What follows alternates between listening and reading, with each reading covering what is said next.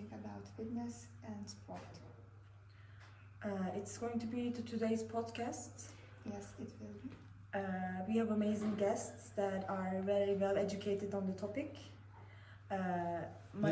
We have 38% people who are ill or who are having problems because they are not giving their best in fitness. So I think the guests will give them inputs which will be useful for us, and we will generate awareness in people. Yeah. Exactly. Thank you. Hello everyone, welcome back again to Fitness is Timeless. Today we're at Redneck, Austria, and we are going to talk about diet and supplementation with my co-host, Lucky. So, according to the latest survey, 70% of diets in Europe are due to chronic diseases, many of them which can be prevented by a diet. So, here we are with our guests. So, please introduce yourself so that we can start a topic. Hi, my name is Ali. I'm from Italy, but originally I'm from Pakistan. And thank you for being here, for taking me as a host, Lucky. Yeah. I'm Dima, I'm from Lithuania. Hi guys, my name is Augustus. Yes, I'm also from Lithuania, like Dima. And thank you for having me, guys. So it's a pleasure to talk to you. And I'm Salvia, I also in Lithuania. So Augustus, can you talk us through about dieting advantages and disadvantages? Yeah. So of course, like everything in life, dieting has also has cons and pros and cons. And the examples I'm gonna give you are very simple.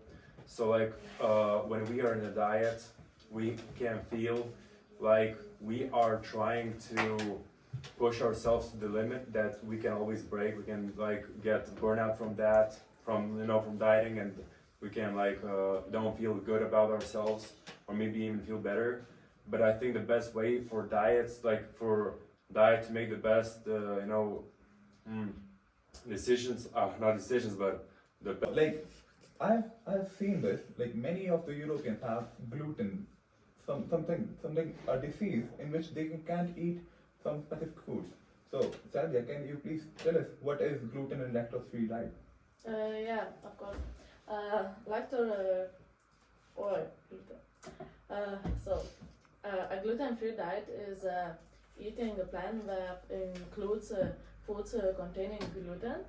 A gluten-free diet is essential for managing things of disease and other medical conditions. Yeah, it's like state. It's, yeah, it's like okay. lactose intolerance and Okay, with people, gluten. Yeah. So a gluten-free diet is also popular among people who haven't been diagnosed with a gluten-related medical condition. Mm-hmm. And I think the claimed benefits of the diet are improved health, weight loss, and increased energy. But many people have adopted for vegetarian or vegan diets. Can we please go to Delmi to talk about vegetarian and vegan diets and why it is necessary? Yeah, it's so basically a vegetarian diet is when you choose not to eat any meat or seafood. Mm-hmm. Vegans also do that, but they don't eat dairy and eggs. People choose that to basically change their lives sometimes, maybe for fitness, maybe for Nobody. Yeah, for fitness and everything. Yeah. yeah. It also depends on the person, body type, the person lifestyle. If person is that much of. Yeah, and also for a lot of people go that way to help the animals. They don't want them to suffer. They don't want to consume a lot of earth in produced products. So they want to make less impact on the earth. But if we take balanced diet, but there are certain nutrients that are lacking because not every region have all amount of nutrient rich food. So we take supplements. So there are certain advantages and certain disadvantages. So can you talk about that? Yeah. I mean, supplement itself is a very wide variety of the food itself that is being processed and turned itself into the chemical. And it is very, we have seen in the last few decades that how the food supplements and how the other supplements has been so much beneficial for all of the people around the globe. Mhm. For example, the people who are living near to the Atlanta, they don't have that much of the sun for entirely 6 months, so Yeah. they are just lacking into the vitamin D. Mm. So for that particular reason, they have the tablets for vitamin D. But the people who are already in that region where there is too much exposure of the sun and everything, so there's not they don't want to have that much of the supplements of regarding the vitamin D.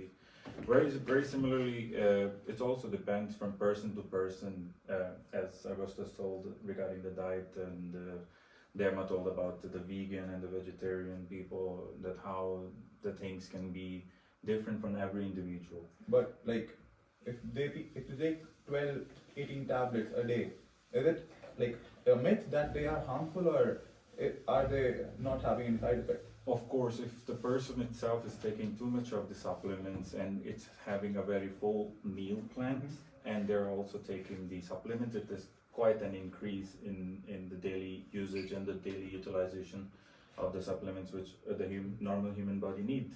So it's of course, whenever we eat any tablet, it's like any antidepressant, any tablet that we eat, it have a side effect of it. It's very minor. Sometimes our body just absorb it, and we don't realize it, that what is the main side effect of that particular tablet. But itself, only for the fish oil, you can say that it have a 0 side effects. But other than every multivitamin, you name it, every other supplements, you name it. So if you exceed that portion that a normal human body type needed, so it will exponentially can be also disastrous for us, because it will be, if you eat too much of those supplements, it can also harm you further to that. There is a very much buzz about creatine, protein, like the viewers who are going to gym. Like, is there a limit to take those supplements, or they are really safe or not?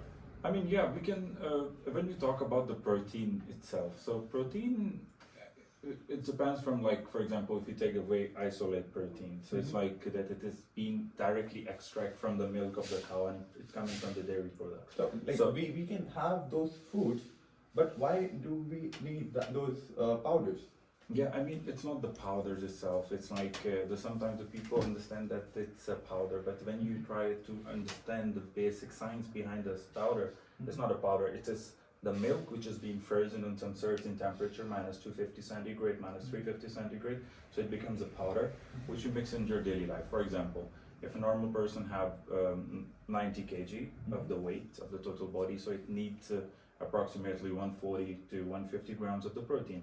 So it will be like you're eating 10 eggs, you can just take 2 scoops of the protein, and it can fulfill all of your daily need of the day, the protein you need. Maybe I can also add, so maybe the powder of the protein has less calories in the food, and they get more protein from the powder, and they consume less calories. So like that's the quotation that they do, like, they calculate. So if they do, like, they drink more protein, like they consume less calories, then they can get those calories from the food. So like there are a lot of beneficial things to consuming protein. Yeah, and like, I would like to say that we're not promoting any protein powders over here, but This we're is just not saying, advertising. yeah, so we're just saying that, of course, if you just see the basic mechanism behind the protein, so we will understand what it Yeah, but I think really is. like your knowledge has given lots of information to our viewers. So yeah, on this note, I would like to thank you all for joining. I can also, I'm sorry for interrupting you, I can also come back to the things that every single thing in life has pros and cons. So it's dietary and supplements. The thing is that you have to keep yourself and never force yourself, guys, to take no supplements and like do diet if you feel like you don't if you feel bad about it, because the most important thing is emotional health.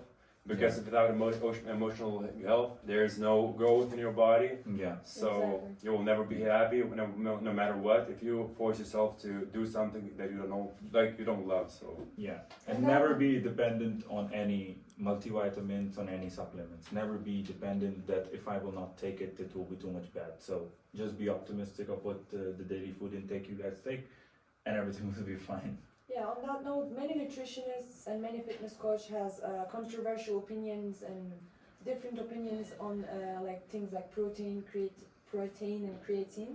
Like Yeah. it's not a topic that is agreed on by the scientific boards of Mhm. every country. Yeah, So I would like to end this podcast with a note. Just be aware of what you intake. yeah, Whatever, if it's a powder or not, if it's just solid food or not, drink or not, just be aware of what you're eating, what you're taking into your body, and you should have no problem. yes, and stay fit. thank you guys. Thank you guys.